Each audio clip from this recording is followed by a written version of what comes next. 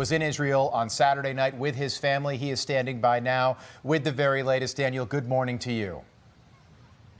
Yeah, good morning, Rob. Charlotte, good morning, everyone.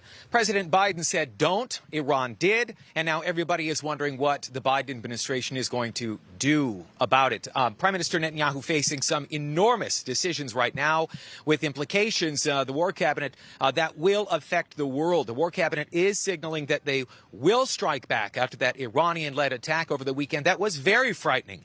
Missiles and drones heading directly towards millions of people here in Israel. My family, my children, when they were sleeping.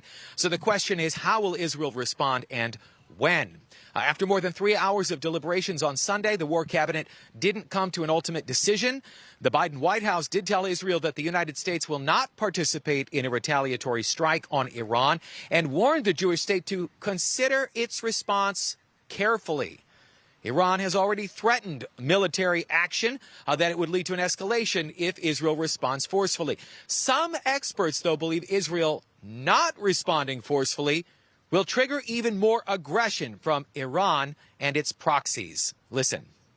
A moment will come when the U.S. will understand that there is only one choice, really dealing militarily with Iran. Definitely we see we can defend against Iran. Now we need to be ready to attack, and I think we shouldn't do it alone. We need U.S. leadership. The bigger the win will be, the more decisive Israel will win against its enemies, the bigger will be the golden age of Israel and the Jewish people the day after.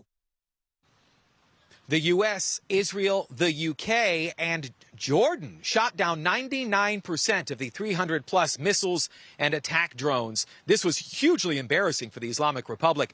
A viral video from the Embassy of Israel even shows Israel in the Iron Dome protecting the Dome of the Rock on the Temple Mount and Al-Aqsa Mosque from Iran, from missiles that were launched by the Islamic Republic.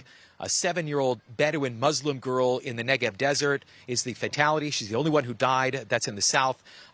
Some falling shrapnel hit her house. That story's tragic and unfortunate. Today, the U.S. military reports that CENTCOM intercepted around half of the aerial attack from Iran and Yemen. More than 80 drones, at least 6 ballistic missiles.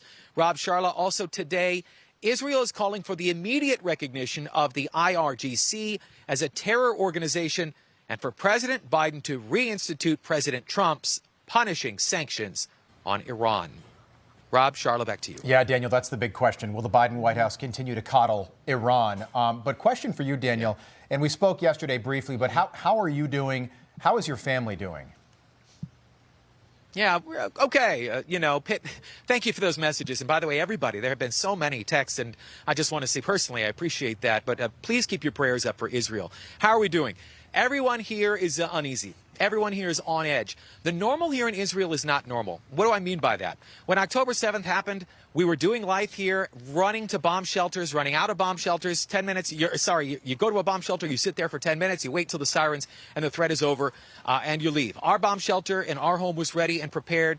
Water, food, emergency supplies, snacks, games for the kids. We ultimately, Tel Aviv, central Israel, was very quiet. If you watched over the weekend, Jerusalem, there were sirens going off everywhere, and red alert sirens. So we told the kids, just get ready for the fireworks tonight. We didn't have any in Tel Aviv, but again, the normal is not normal, but Israelis are resilient. They accept it. I don't think they should. I don't think anybody here should accept that as normal, but unfortunately, that is the reality of where we live. We're so glad that you and your family are okay. Yeah. Daniel, thank you so much. Appreciate you. Thanks, guys. Thanks, Daniel. All right.